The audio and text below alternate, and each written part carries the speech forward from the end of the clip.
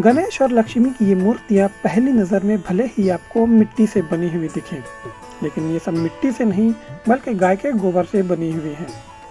मूर्तियाँ बनेगी, कंडे बनेंगे, साबुन बनेंगे, धूप बत्ती बनेगी, एन नंबर ऑफ प्रोडक्ट आप डाई चेंज करते जाओ और बनाते जाओ, जो बहुत सुंदर स्वास्थ्य के लिए लाभदायक है। गाय के गोबर से बनी ये मूर्तियाँ रियासत राजस्थान के दारुल हुकूमत जयपुर के वैशाली नगर में वाक़ गौ सेंटर में तैयार की जा रही है, जहां गाय बनाएगी करोड़पति मल्टी चैम्बर प्लांट से गाय के गोबर की मदद से देवी देवताओं की मूर्तियों के अलावा दीगर चीजें भी बनाई जाती हैं।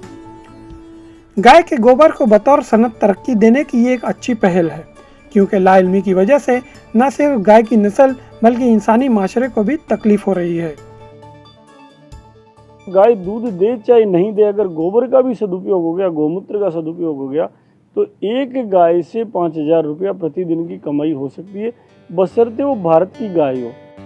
वहीं वजीर आजम नरेंद्र मोदी ने भी माहौल दोस्त मूर्तियां बनाने की बात कही थी, जिसके बाद गौ सेवक मिलकर इस पर काम कर रहे हैं और गाय के गोबर से बड़े पैमाने पर भगवानों की मूर्तियां बनाने का काम शुरू किया गया है।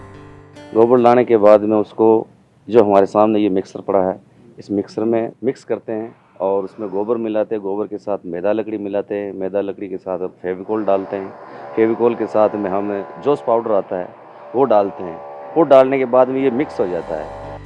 इसके बाद छोटी छोटी लोई बनाकर मशीन में लगाई जाती है और फिर इन्हें अलग अलग डाई व साइज के हिसाब से मूर्तियां और दीप तैयार किए जाते हैं। फिर इन्हें मुख्तलिफ रंगों से सजाकर पैक कर दिया जाता है।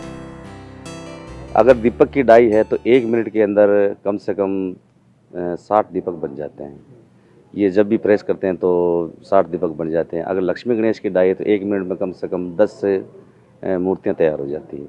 आधे 1 घंटे बाद फिर उसकी कटाई करके फिर उसको छंटाई करते हैं, फिर उसको सीधा रखते हैं, प्लेटफॉर्म पे रखते हैं, क्योंकि ऐसे तो उसमें मोड़ भी आ सकता है। पैक करने के बाद में वो एक जैसे दान पात्र हो या अपने घर में रखना हो या अपने पूजा घर में रखना हो, उस हिसाब से वो काम ना है। दरअसल गाय के नाम पर राजस्थान में बहुत सी गौशालाएं चल रही हैं। अगर हर गौशाला में इस किस्म की मशीन लगाई गई तो गौशालाएं भी खुद कफील बन जाएंगी। सेल्फ डिपेंड नहीं होगी गौशाला, तब तक ये प्रैक्टिकल में सक्सेस नहीं होगी।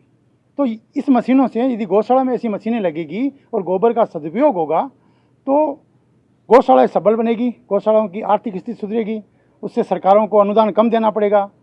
और सबसे बड़ी बात है, यदि गायें बाहर में खुली नहीं रहेगी सड़कों पे तो एक्सीडेंट कम हो जाएंगे। लोग गाय को तभी बाहर छोड़ते हैं जब वो किसी काम की नहीं रहती।